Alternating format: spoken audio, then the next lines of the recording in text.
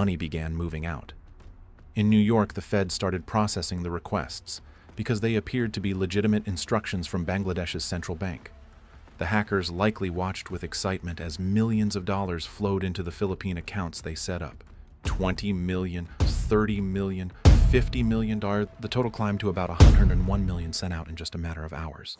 This was really happening. If all went according to their plan, by the end of the weekend, they would have nearly $1 billion scattered to secret accounts, ready to disappear into the ether. But remember, they had almost 36 requests in total.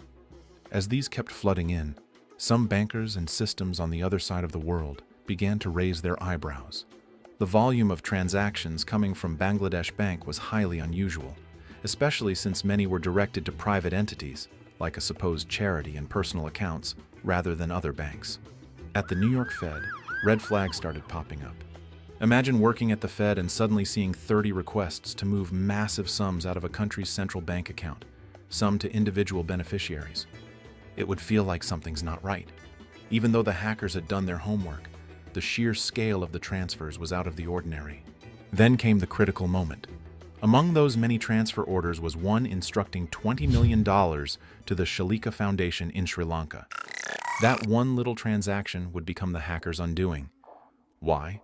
Because in crafting that particular instruction, the criminals made a tiny but fatal mistake. They misspelled the recipient's name. And that brings us to the twist in our story, the typo that saved the day. One word, 14 letters. That was the difference between the hackers nearly getting away with $1 billion and having their heist exposed.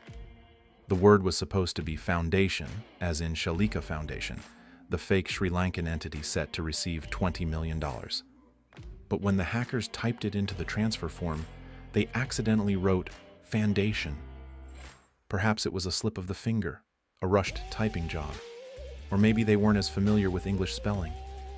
Whatever the reason, Shalika Foundation does not look right, and it didn't to the banks processing the transfer either. This misspelling set off alarm bells,